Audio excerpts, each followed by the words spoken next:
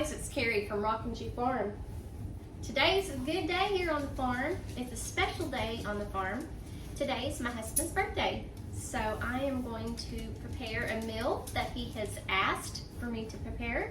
He wants meatloaf, creamy mashed potatoes, and Hawaiian rolls. And of course we always do a cheesecake. So I have a quick cheesecake to throw together, and if I have time, I'm gonna try to make my very first ever cheesecake. We'll see how that goes. But guys, if you're new to my channel, just go ahead and hit that subscribe button. It is for free. And then right beside it, you'll see a little notification bell. Go ahead and hit that notification bell. That ensures that you will not miss any of the videos that I upload. If you like our videos, give us a thumbs up, give me a comment what you like about it. Let me know some content or some videos that you would be interested in. So guys, let's get together and get started on the meatloaf. So we have some very wonderful cooks at our church.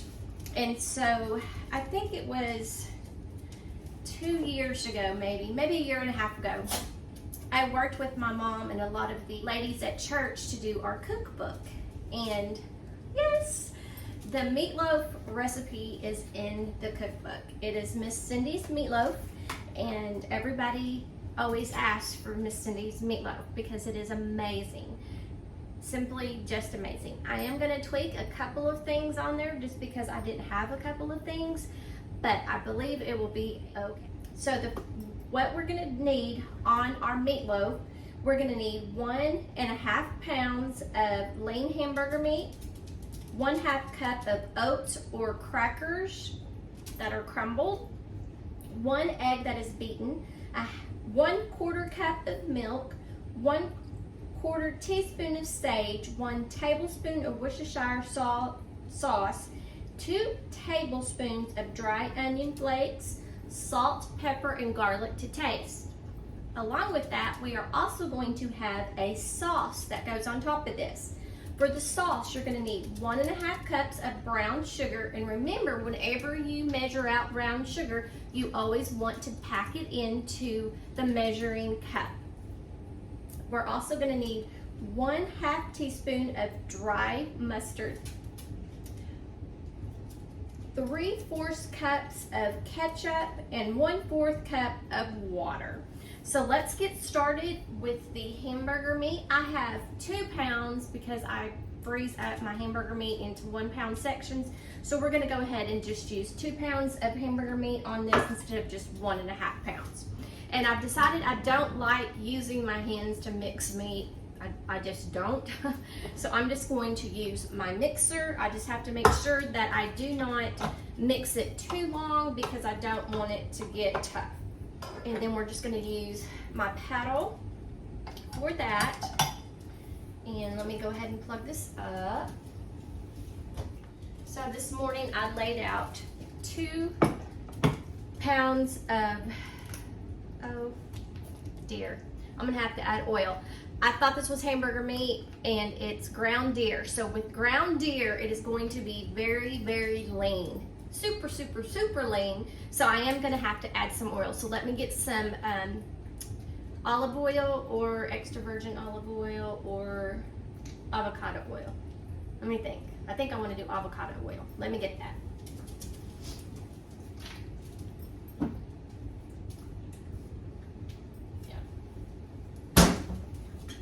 We'll put probably 1/4 of a cup of avocado oil in that just because this hamburger, this ground deer is going to be so lean, it won't stick together. It will just crumble. So we're going to have to put some oil in that.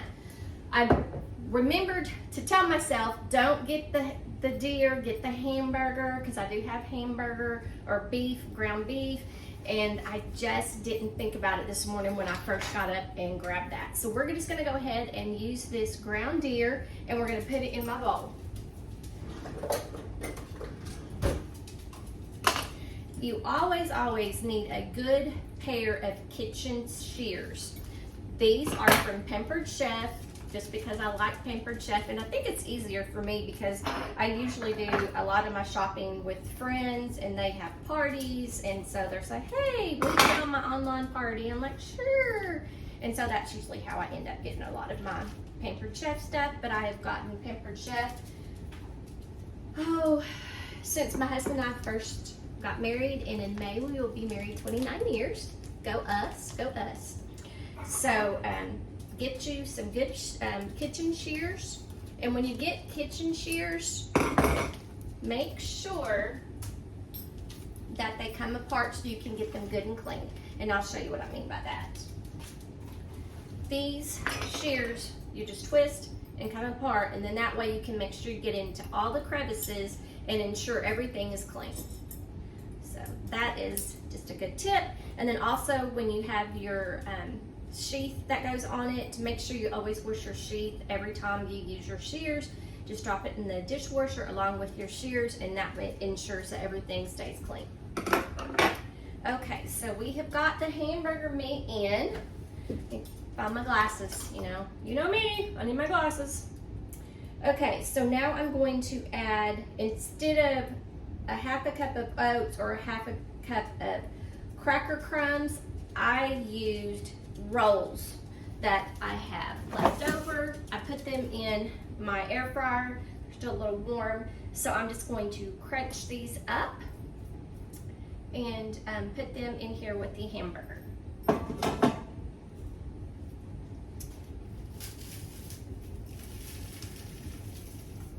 If you do use bread or rolls, whoo, those are still hot. Make sure that you get them real crunchy. You don't want them to be soft and gooey. You want them to be real crunchy so that they will help hold the bread together instead of having big clumps of dough in your meatloaf. I've done that before, teaching from experience. These are still a little warm. Burn my fingers just a little bit. Ouch, ouch, ouch, that's hot. I might do one more because we have 2 pounds of hamburger meat instead of 1.5. So this is what is also going to help it hold together. Actually, ouch, hot. I'm going to use both of these because it is ground deer and it's going to need some help holding together. So we're going to use all these.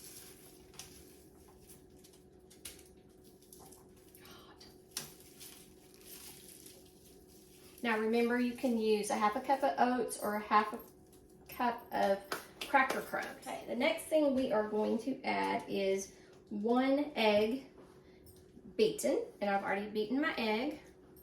Just gonna add that in there.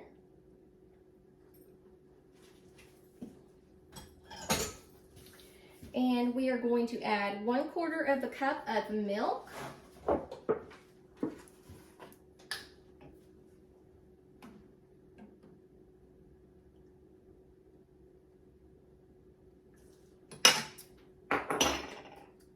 I'm going to put this back in the refrigerator so it doesn't get hot.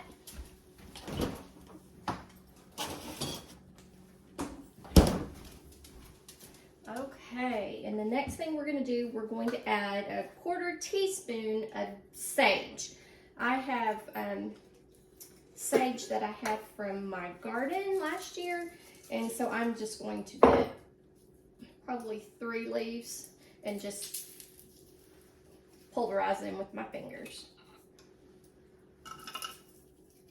It'll look like a good 1/4 teaspoon of sage. Now we're going to use 1 tablespoon of Worcestershire sauce.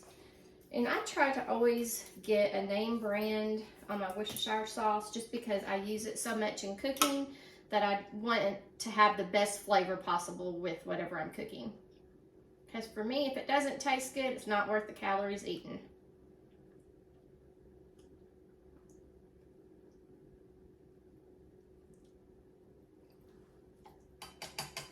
There's 1. And then we're going to do 2 tablespoons of dried onion flakes. I don't have, well, they're minced onions, so there's 1. and 2.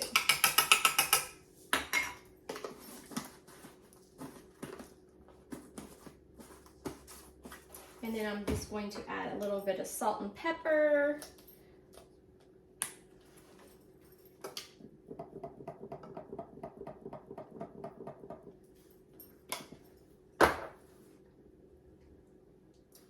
Salt.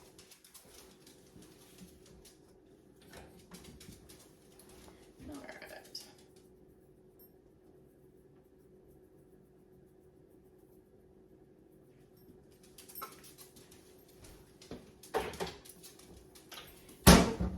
One thing I'm adding that is not on the recipe is some crushed red pepper. I always like to give my stuff just a little bit of a zing.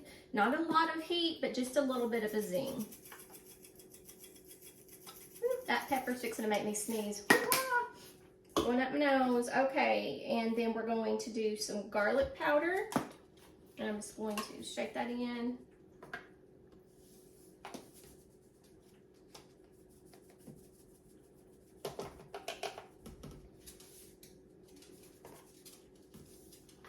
This recipe is so famous at our church. My daughter is out of the country and she calls all the time. Okay, I need that meatloaf recipe again. I lost it all the time. I need that meatloaf recipe. I need that meatloaf recipe. Everybody loves Miss Cindy's meatloaf. Okay, guys, so what I'm going to do now, I'm going to mix this together and then we'll go to the next step.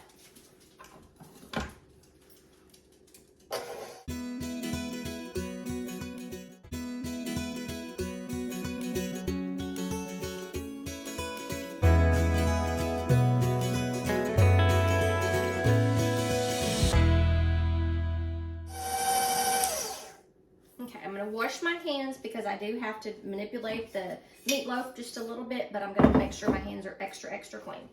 Actually, I'm going to take my rings off too. And my dangly bracelet. Now, fix a sneeze. Woo! Here's a piece of rose. One of my chickens got out and ran over my popcorn drift rose bush and busted a whole part off. I'm trying to root it, so we'll cross our fingers that this roots in, because if I did that, then that means I have 3 plants, so I'm so excited. So anyway, back on topic. Okay, so back on topic, I'm going to place this in my baking dish, and I'm going to leave some area around the side of the container to put our sauce.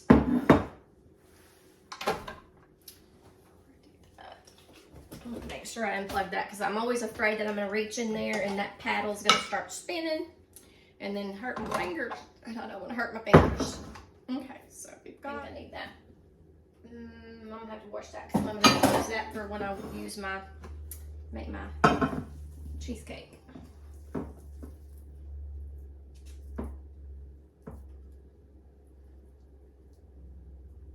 Okay, so there. Didn't have to mix it up with my fingers. So that is a plus. Let's move all this around. It's got water on there. I don't want to put that on the bottom of my thing. And now I'm just going to mold it to the loaf pan, and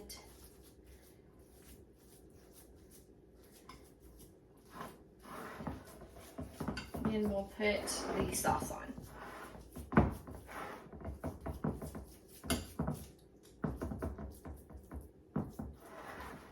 And she said to make a little well in the center of it, just a little divot. It's gonna push it out in the center. So she said to make sure you leave edges, some space in between the sides.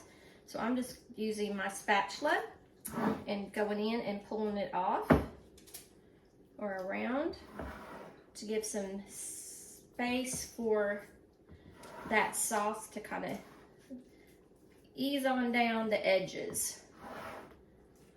Now, you probably could do this in a larger baking dish, but I just wanted to make sure that it looked like a loaf. So that's why I'm doing this, but it looks like it's taking form really well. I'm excited. With it using that deer meat, I was a little concerned, but yeah, it looks good. Okay, so I did already put the ingredients for the sauce in my bowl. So the only thing now I need is to add water. So we've got 3/4 of a cup of ketchup, a 1/2 cup of packed brown sugar, and a teaspoon of dried mustard. And I put just a little bit more in there just because I knew I had a little bit more meat than what originally she said. But now I just need a 1/4 cup of water.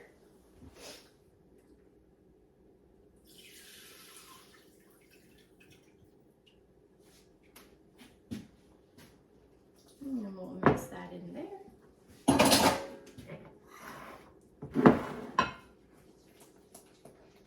And I know that I am using this and it would touch meat, but this is going straight onto the meat that I used it on, so it's okay. But if you are cooking and you have used a utensil on meat, do not use that utensil on anything else, unless you're going to be using exactly for the meat mixture or something that has to go along with that meat, because that can cause cross-contamination and a lot of food-borne illnesses, which can be very, very detrimental to your health. Just remember to stay clean and think about what you're doing when you're cooking, and then that way that helps with the food-borne illnesses. And like I said, I would not use this spatula on anything else other than what I'm using for my meat. So we've got that mixed in there really, really well. That looks so yummy. So we're just going to pour that into the well. I'm going to turn that around a little bit so you can see. And then I'm going to just pour it across the top of the meatloaf.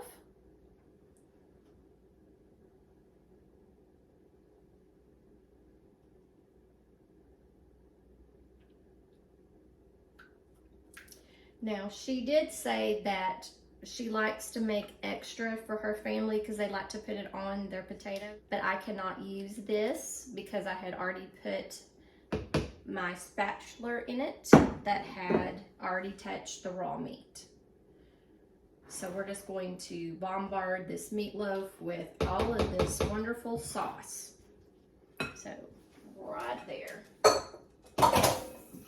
Okay guys, and I have put the oven on bake for 350, and it is still preheating a little bit, but while it is preheating, I'm going to put some tin foil on top of this, and we're going to let it cook for about 1 hour and 15 minutes total. And halfway through, we're going to take off the tin foil and let this yummy, yummy sauce become a crunchy sauce on top of this meatloaf.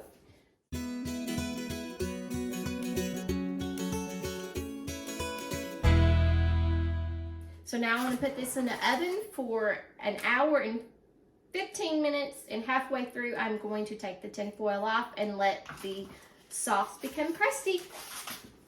Guys, I'm going to clean up this area really, really well, give it a good washing because I had raw meat up here. We're going to clean everything up, and then I'm going to start on the cheesecake. So time was getting away from me, so I decided just to use the standard classic Jell-O cheesecake that his grandmother used to always bake for him on his birthdays. So we just went with the tried and trusted classic cheesecake instead of a homemade cheesecake. So maybe next year.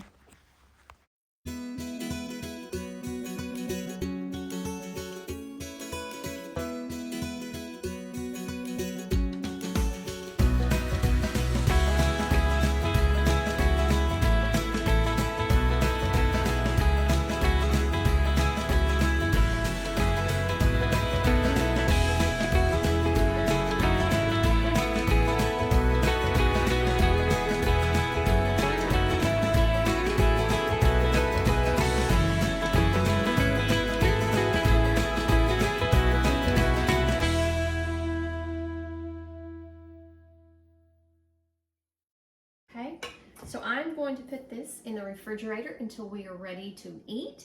And then next I'm gonna get started on the mashed potatoes. We're ready for the mashed potatoes. Now he wants a really creamy mashed potato. I like chunky mashed potatoes, but since it's his birthday, we're gonna do it with the creamy.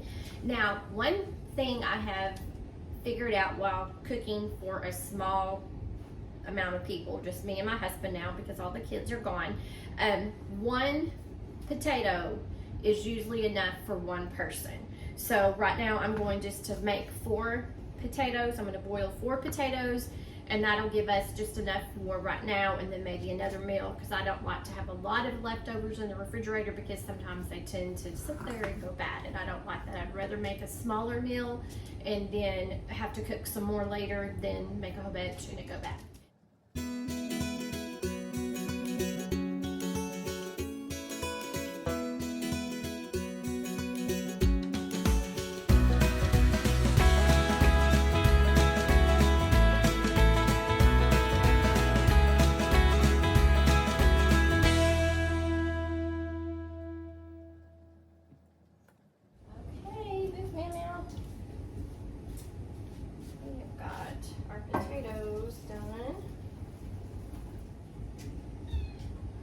Okay, so the potatoes are done. I'm fixing to mash them up.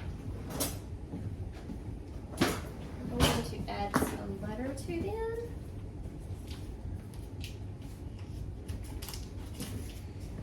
I'm going to add some salt and pepper.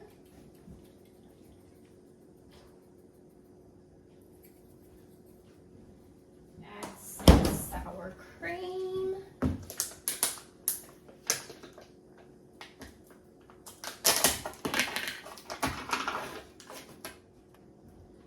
Big old dollop of sour cream.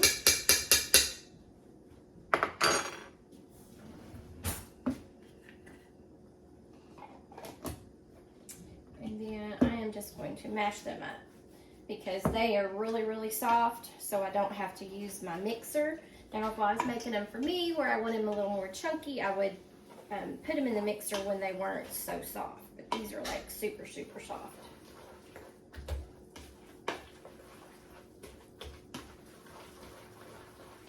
Got the mashed potatoes ready, and I think I just got potato in my coffee. Oh well. So I'm gonna let those sit right here. And then I am going to get the, let's use that. I'm gonna get my air fryer, and I'm going to put my Hawaiian rolls in them, and we will be ready for birthday supper. Now, my mother always says everything she does on the air fryer, she puts it in at 400 for 4 minutes. Doesn't matter what it is. 400 for 4 minutes. 400 for 4 minutes. So we'll do 400 for 4 minutes and see how that goes. I'm just gonna do you want 2 rolls or 1? Oh, he left. Actually, I'm gonna give him another roll. I'm gonna take 1, 2. All right.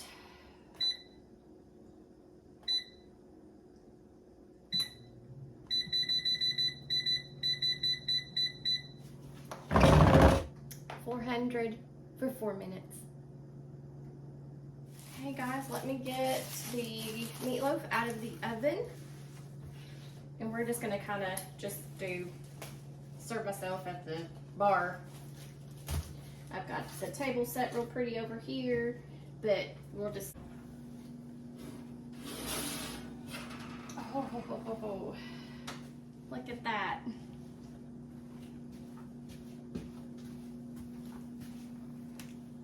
Look at that. Doesn't that look good? Smells divine.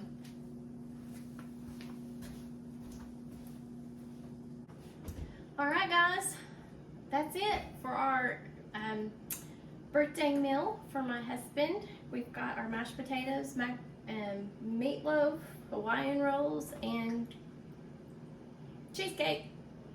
Everything he asked for. So thanks for joining me today, guys. I will put the recipe in the description below. And if you are interested in one of our church's cookbooks, just email me. And if we have any extra, I will let you know and we can get those shipped out to you. And guys, thanks for joining me today, and make what you have beautiful.